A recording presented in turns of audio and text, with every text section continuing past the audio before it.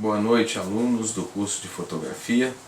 Nesta aula, nós estaremos lembrando um pouco da aula passada em relação à questão de profundidade de campo curta e profundidade de campo longa.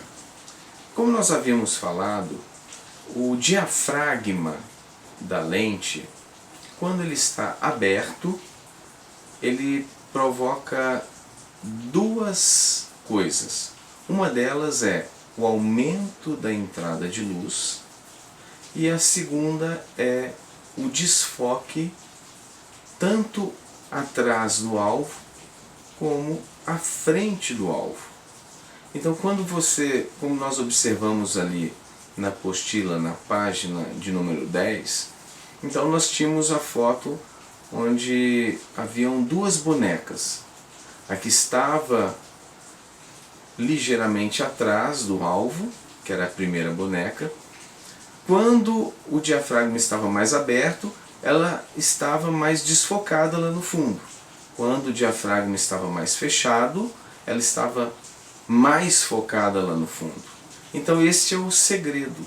Quando nós contemplamos algumas fotografias em álbum, em revista, de noivas, principalmente essa técnica é muito usada, às vezes você vê a noiva ali, o primeiro alvo, e o que está atrás dela está tudo desfocado. Essa foto é uma foto de grande valor, é uma foto que os clientes procuram normalmente no mercado. Então, este é o segredo: foto com o diafragma aberto, profundidade de campo curta, ou seja, tudo que está atrás ou à frente do alvo vai estar desfocado. E quanto mais fechado o diafragma, nós temos a profundidade de campo longa. O que está atrás ou à frente do alvo vai estar mais definido, mais focado.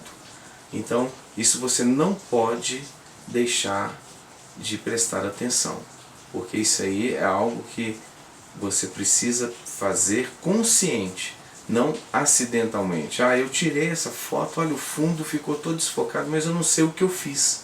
Então isso não pode acontecer. Quando você pega em uma câmera, você tem que saber exatamente o que deve ser feito, porque senão você se torna uma pessoa amadora, uma pessoa que trabalha pela sorte, ou então por aquelas configurações que já vêm prontas na câmera. Então você não vai trabalhar dessa forma. Hoje nós vamos falar também um pouco sobre o foco, a questão do foco. Então toda câmera tem um acionador de foco manual e foco automático. Quando você aperta o primeiro estágio do botão de disparo, então a câmera normalmente ela foca automaticamente. Mas nem sempre precisa ser assim.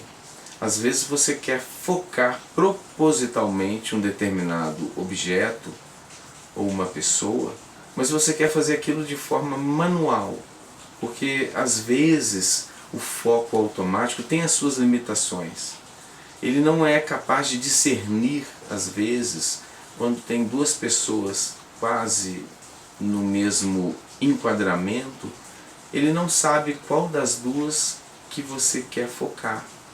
Então é necessário às vezes você focar manualmente. Em determinados casos, muitas vezes os fotógrafos utilizam esses recursos. Às vezes você está fotografando ali uma aliança, você colocou ela em cima de uma mesa de vidro e você quer desfocar o fundo, mas o foco automático não está conseguindo regular, então você vai no foco manual e ali você aciona então manualmente a forma que você quer focar o objeto. Como você pode observar nessa câmera, nós temos aqui a regulagem do foco automático e o foco manual.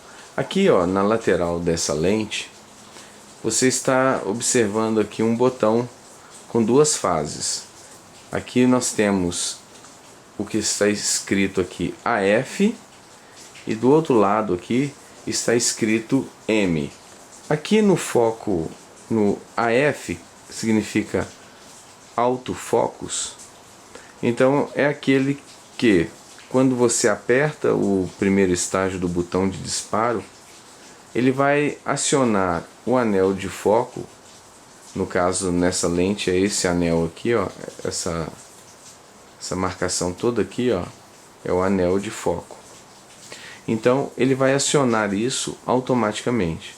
Se você passar aqui, ó, mudou a fase, ó, passei então para o manual. Ocorre então a liberação do anel de foco para você fazer a focagem manual, ó. Então aqui, ó, eu estou girando, ó, manualmente, ó, o anel de foco.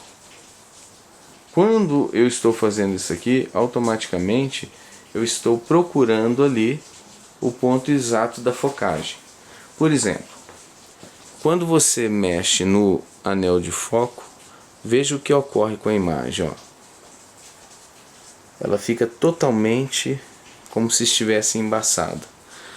Então eu agora vou girar o anel de foco para o outro lado. Então você percebe que a imagem ganhou definição e depois eu continuei girando. Ela está então perdendo totalmente a sua definição. Então agora eu vou manualmente girar até achar o ponto de definição do foco. Agora estou chegando perto da imagem bem definida. Então eu encontrei a imagem bem definida utilizando de forma manual o foco. Então, quando a função está exatamente aqui no M, é essa função que eu usei aqui, que a máquina ficou totalmente desfocada e depois eu girei o anel de foco e encontrei o ponto correto. Então é esse aqui que eu estou usando o recurso. Quando eu utilizo a focagem automática, ela vai procurar então, no momento que você acionar o primeiro estágio do anel de foco, ou seja, do anel do botão de disparo, que é exatamente esse botão aqui, ó. Quando então nós apertamos esse botão, o que ocorre é a focagem no primeiro estágio. Quando nós comprimimos mais o botão, aí ocorre o disparo da foto. Então, o foco manual, ele tem esse objetivo. Nós podemos então trazer exatamente a imagem definida que nós estamos querendo de forma manual, ou seja, sem interferência do anel de focagem automático, quando ele está procurando ali a melhor focagem. Pode ser que em casos ele não encontre a melhor focagem e você fique então a desejar. Então, para isso nós temos a opção de liberar a câmera para focagem manual. Existem câmeras, elas são mais antigas e eram bem amadoras. Elas não tinham nenhum desses dispositivos de focagem. Era simplesmente uma lente fixa. Ou você aproximava a quantidade exata para que a foto ficasse focada, ou então você tinha uma foto totalmente sem definição. Então essas câmeras antigas, que eram também muito comum utilizar nelas os filmes analógicos, né? Então nós aproximávamos muito do alvo, aí nós tínhamos um desfoque terrível. O ideal para ela era que você ficasse a pelo menos 3 metros de distância para mais do alvo. Então era conhecido como foco fixo. Então essas câmeras, elas também não são muito utilizadas, elas são antigas, mas é importante você conhecer, porque um profissional ele deve saber, ele deve dominar bem sobre o assunto, até mesmo para argumentar melhor com o seu cliente. Às vezes o cliente pode tecer um comentário, querer mostrar uma máquina que ele tem, falar às vezes de algum detalhe técnico, e ali, se você não sabe, ele pode pensar o seguinte: puxa vida, eu que sou amador, eu sei, e o profissional que eu quero contratar não sabe, então não é uma boa oportunidade eu contratar esse profissional. A exposição de luz ela é também controlada pelo diafragma. Nessa câmera aqui, por exemplo, ela está focando ali a alça que você coloca no pescoço, né? A alça ali com a marca dela. Então, se eu fechar o diafragma, eu vou tendo então uma dificuldade na passagem de luz. Então a luz que chega ao sensor é pouca. À medida que eu vou fechando, ó, o diafragma, eu vou ali diminuindo a entrada de luz. Consequentemente, eu estou aumentando a numeração do diafragma. Então, quanto maior o número do diafragma, mais fechado ele está. Quanto menor, por exemplo, eu fechei aqui, ela está com 22. Aí à medida que eu vou abrindo, ó, 16, 13, 11, 9,5, 8, 6.7, 5.6, 4.5, 4, 3.5, 2.8, que é o máximo que essa lente abre, que é mostrado aqui embaixo. Veja como a imagem ficou clara. Então o diafragma ele é usado em todas as câmeras para também regular a luz. Eu vou fazer agora na câmera que está gravando. Olha que interessante, à medida que eu vou fechando, ó, a imagem está ficando escura, ó. Chega ao ponto de quase desaparecer. À medida que eu estou abrindo, então a câmera está recebendo mais luz no sensor e a imagem está melhorando. Então, cada câmera tem um jeito de regular o diafragma. Isso no curso a gente mostra a câmera que está sendo utilizada, mas se você comprar uma câmera de outra marca, você tem que ver isso no manual, porque cada marca, ou até mesmo, por exemplo, essa que nós estamos usando aí é uma Canon, essa daqui, ela é uma câmera Canon. Então, de um modelo para o outro, nós podemos ter a mudança, às vezes, do comando. Ele pode estar situado aqui, como ele também poderia estar aqui em cima. Então, nós temos uma mudança de função simplesmente por mudar o modelo. Então, sempre que nós adquirirmos um equipamento, é necessário que nós analisemos o manual de instruções, porque cada máquina é um jeito diferente. Agora vocês vão passar para a página de número 12 aí na apostila e vocês vão observar esse desenho aqui. Esse desenho aqui, ele ajuda a gente a ter uma compreensão sobre o anel de exposição, como nós podemos observar aqui, ó.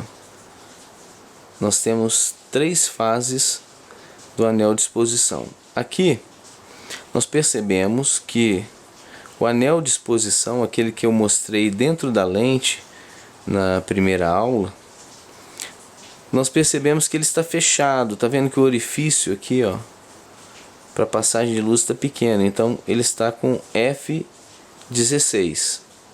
Então o F16 significa que é uma passagem pequena de luz. Já no F11 aqui, ele já está um pouco mais aberto, então o número diminuiu. Agora, se você observar aqui no F8, você vai ver que o orifício está maior, a passagem de luz está maior e o número está menor. Então nós entendemos que existe uma relação.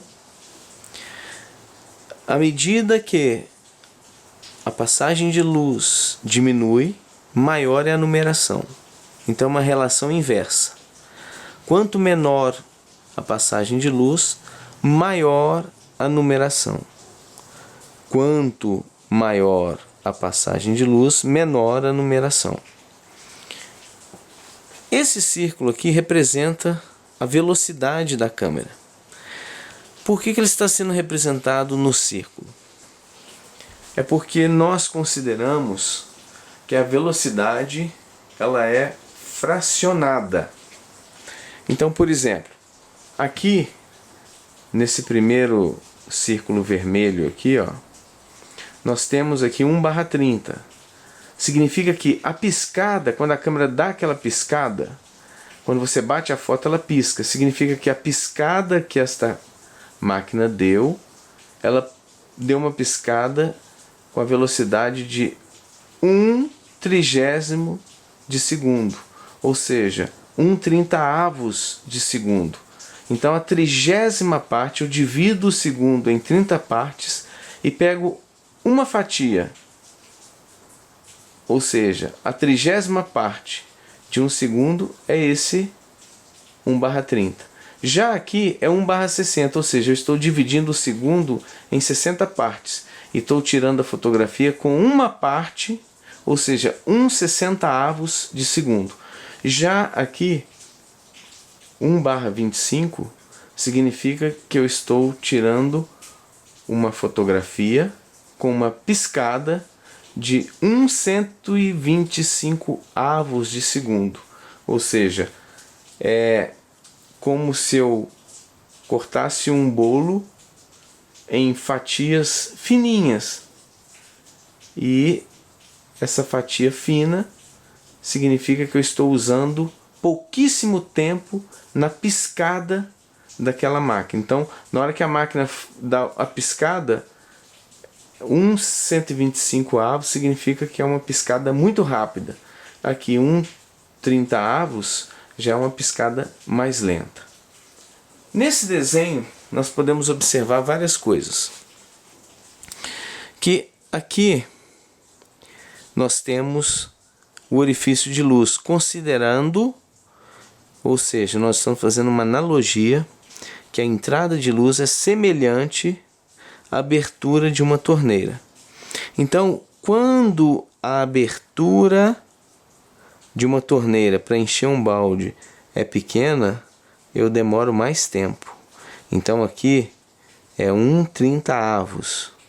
Agora, quando a abertura da torneira é grande, tá vendo aqui o orifício está maior, então eu preciso ficar com o balde menos tempo debaixo da torneira. Então 1/125. Isso significa que quando você tem pouca luz passando, para que a sua foto fique clara, a sua piscada tem que ser mais demorada. Então 1/30. Quando você está com muita água passando, ou seja, muita luz entrando no sensor, a piscada tem que ser mais rápida, senão a foto vai ficar estourada. Então aqui está velocidade alta para muita luz, velocidade baixa para pouca luz. Então essa analogia você deve tê-la gravado na mente. Porque se vocês não gravarem isso aí, toda vez que você pegar uma máquina e tiver que raciocinar, lembrar disso aí, então vocês podem perder um momento, aquele momento que é importante, seja no evento, seja no ensaio fotográfico, seja o que você estiver fazendo, você precisa ter isso aí gravado na sua mente. Você precisa entender que toda vez que você tiver com uma abertura pequena, você precisa compensar na velocidade. Você precisa diminuir a velocidade para que a luz passe o tempo suficiente para sua foto ficar clara. Então a ilustração: torneira com abertura pequena de água, você abriu a torneira, está passando pouca água, você tem que deixar o balde mais tempo para ele poder encher. Se você abrir a torneira mais, igual aqui, por exemplo, nós estamos comparando a torneira com o diafragma. Se você abre a torneira mais, você tem que ficar com o balde menos tempo, porque senão ele vai transbordar. A mesma coisa é a luz. Então, se eu tenho pouca luz, eu deixo mais tempo. Se eu tenho muita luz, então eu tenho que deixar menos tempo de passagem de luz. Então a velocidade da piscada tem que ser maior quando está passando muita luz. E quando está passando pouca luz, a piscada, ou seja, a velocidade tem que ser menor. Então isso você não pode esquecer nunca. Passando aqui, ó, nós temos um desenho que nos ilustra também essa questão. Veja bem, aqui nós temos uma abertura de F 5.6. Então, com 5.6 eu deixo um 60avos. Mas se eu tiver com 2.8 aqui, nós podemos observar que o diafragma está muito aberto. Ó. Veja como ele está muito aberto aqui. Então, com 2.8, vamos voltar lá. Com 2.8, vai passar muita luz. Então, 1/250 de segundo, ou seja, a fração dos segundos é pequena, a piscada é muito rápida. Então, passa muita luz, mas pouco tempo. Aqui passa pouca luz, aqui eu tenho que deixar mais tempo. 1/30. Então, 1/30 é mais tempo do que 1/250. Aqui, 1/30, a piscada é mais lenta. Aqui, 1/250, a piscada é rápida. Então, o clique da máquina vai ser mais rápido. Então, nós sabemos que vai passar menos luz. Então, se você observar os tempos e a abertura, você vai entender perfeitamente. Abertura grande requer pouco tempo. Abertura pequena requer mais tempo. Porque quando o diafragma está com pouca luz, isso significa que precisa ficar muito tempo passando luz, ou seja, é como se fosse nessa torneira. Vai ficar passando muito tempo, pouca água até o balde encher, porque a torneira está fechada. Mas quando a torneira está aberta, então nós temos que diminuir o tempo, porque senão o balde vai transbordar rapidamente. Então esse desenho aqui nos ajuda a entender como que nós vamos relacionar a quantidade de luz com a velocidade do clique. Então aqui passa muita luz, o clique é rápido. Aqui passa pouca luz, o clique é lento. Esse é um princípio básico. É um princípio que nós não podemos negligenciar, porque senão a fotografia ela vai ser totalmente comprometida. Essa relação velocidade e abertura do diafragma é muito importante você ter esse conhecimento. Porque, por exemplo, quando você vai fotografar o céu estrelado, o que você tem que fazer? Você vai colocar o diafragma aberto e você vai então regular a velocidade do disparo o suficiente para entrar a luz que vai então registrar o céu estrelado, porque o céu estrelado ele emite pouca luz, então tem que ter o diafragma muito aberto e você tem que registrar dentro de uma velocidade. Se você tem algo, por exemplo, que você vai fotografar de dia, então talvez se você colocar o diafragma muito aberto vai entrar muita luz, mas você quer provocar aquele efeito da profundidade de campo.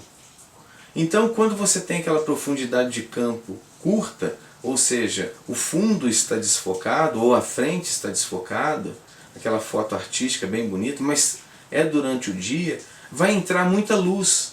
Então você não pode fechar o diafragma porque você quer fazer o efeito do fundo desfocado. Aonde você vai compensar? Você vai reduzir o tempo de exposição do sensor à luz. Você vai então aumentar a velocidade. Então, quanto maior a abertura do diafragma, ou seja, maior é a velocidade que você tem que colocar no disparo. Ou seja, a piscada, o clique tem que ser muito rápido, porque tem que passar uma quantidade de luz suficiente. Então, quando o diafragma está muito aberto, é como se aquela torneira estivesse aberta. Então você tem que compensar na velocidade. Agora, se você está com o diafragma fechado porque você quer provocar uma foto onde todos os campos estejam bem definidos, ou seja, uma profundidade de campo longa. Então você tem que estar com o diafragma fechado. Aí você vai compensar o que? Reduzindo a velocidade de disparo, ou seja, quando ele disparar, ele vai dar mais tempo para a luz passar naquele orifício que está menor, porque você fechou o diafragma. Então, esta regulagem, esta analogia, você tem que carregar ela para o resto da sua vida, porque é isso que vai determinar se uma foto vai ficar bem iluminada ou não. Então, nós vamos estar encerrando a nossa aula e eu peço a vocês que venham a praticar. Se você não tem a câmera ainda, mas por favor, comece a pensar, comece a entender esse princípio, porque você vai precisar dele para que a sua foto seja uma foto de excelência. Claro que nós não vamos simplesmente falar isso aqui e vamos mudar totalmente o assunto, não, nós vamos estar trabalhando sempre em cima disso. E nós vamos também testar a câmera, nós vamos pegar a câmera, vamos fotografar de um jeito, vamos fotografar do outro jeito e vamos apresentar os resultados. Aí vocês vão compreender a necessidade de fazer uma regulagem bem feita. Então espero que vocês tenham assimilado todo o conhecimento que foi passado. Desejo a todos vocês um bom descanso e até a próxima aula.